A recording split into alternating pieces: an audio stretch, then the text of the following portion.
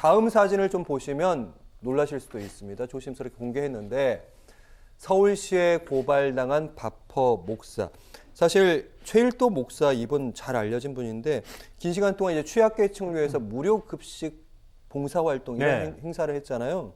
시에서 고발을 당했었다고요? 예, 상당히 충격적인데 이분이 서울시 동대문구에서 저렇게 무료 급식 운동을 하고 있는데 요번에 서울시로부터 무단 증축과 관련해서 고발을 당했다는 거예요. 근데 충격적인 이유가 뭐냐면 저분이 저런 운동을 몰래 한 것도 아니고 무단으로 어디서 뭐 자리를 점유한 것도 아니고 수십 년째 관할 지자체하고 협의를 하면서 저 운동을 해왔거든요. 네. 그리고 저 증축도 저 최일도 목사 주장으로는 그 건축과 관련된 허가권은 관할 지자체한테 있는데 바로 동대문구 구청하고 협의를 해서 증축을 한 것이다. 그런데 왜 서울시가 나서서 고발을 하느냐라고 항변을 하는 건데 서울시에서는 저 땅이 시유지이기 때문에 우리랑 협의를 했어야 된다라고 하는 거고 더 근본적인 이유는 아마 민원이 계속 이렇게 들어오고 있는 것 같습니다. 그래서 그 민원에 떠밀려서 고발을 한 것이 아니냐. 그래서 이 바퍼 운동이 수십 년 만에 최대 위기에 봉착했다.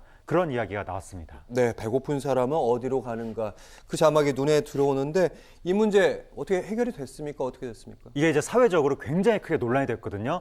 그러다 보니까 서울시에서도 좀 이렇게 적극적으로 협의를 한 것 같은데 그래서 무단 증축한 건물을 서울시에 기부 체납하는 조건으로 이 시설을 계속 유지하기로 그렇게 합의를 했다고 하고 그러니까 건물은 세우되 그 건물의 소유자는 서울시다. 그렇게 이제 되는 것 같습니다.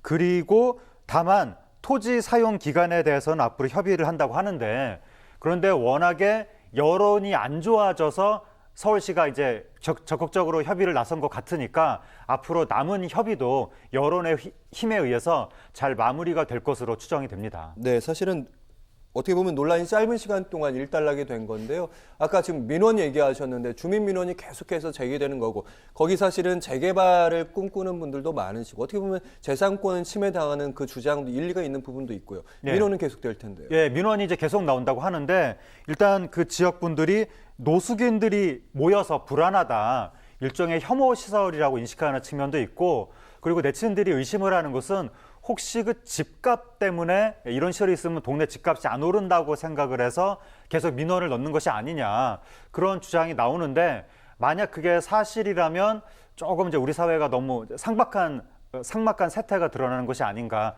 그런 생각이 들기도 하는데 물론 그렇다고 해서 뜻이 좋다고 누군가의 재산권이 침해받으면 안 될 테니까 그 부분은 우리가 좀 냉정하게 관할 지자체에서 조사를 해봐야 될 것 같고 그리고 근본적으로 이렇게 사회 취약계층을 위한 여러 가지 서비스는 개인이 앞장서서 할 게 아니라 관이 해야 되는 거거든요. 예산을 들여서. 그래서 구청도 그렇고 서울시도 그렇고 보다 적극적으로 최일도 목사가 나서기 전에 먼저 시청에서 나서서 이런 운동을 해야 될 것 같습니다.